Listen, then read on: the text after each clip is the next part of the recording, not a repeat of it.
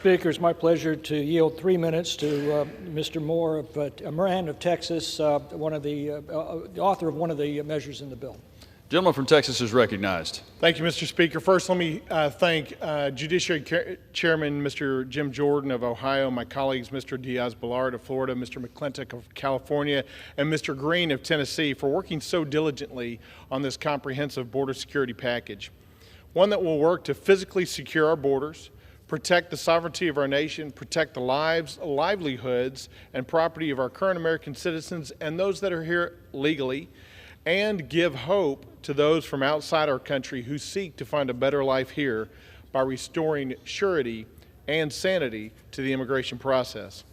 The ability of our nation to continue to be the world's haven and leader in both liberty and generosity is directly related to our ability to first preserve the rule of law here, protect the sanctity of America's geographic boundaries, and preserve the greatness of our nation from within. Earlier this year, in a hearing in the House Judiciary Committee, the El Paso County judge said explicitly and without reservation that there was, quote, no crisis at the southern border. But the facts, the pictures, the videos, and the personal testimonies of those on the border tell a different story. Ironically, just last week, the mayor of the city of El Paso declared a state of emergency for the city because of this very border crisis.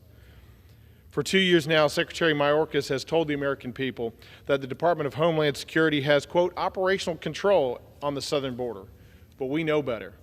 Despite the administration sending 1,500 U.S. troops to the border just in the past couple weeks, these actions are too little, too late.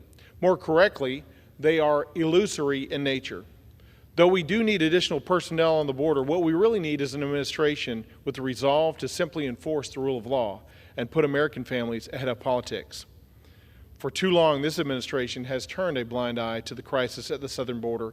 They have not enforced the policies and laws currently in place, and as a result, we've seen an influx of migrants crossing our border and illegally entering the United States over the last 2 years.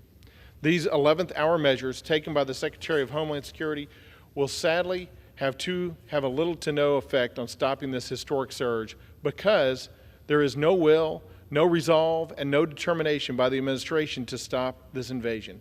That is why the House Republicans today are going to take decisive and historic action to do just as the American people need, and that is to secure our border. In East Texas, we see the direct and dire consequences of non-existent immigration policies. And many more outside Texas in the past couple of years are beginning to see this as well. Now is the time to take action. Now is the time to act with courage and boldness. Now is the time to pass H.R. 2, the Secure the Borders Act of 2023. Mr. Speaker, I yield back.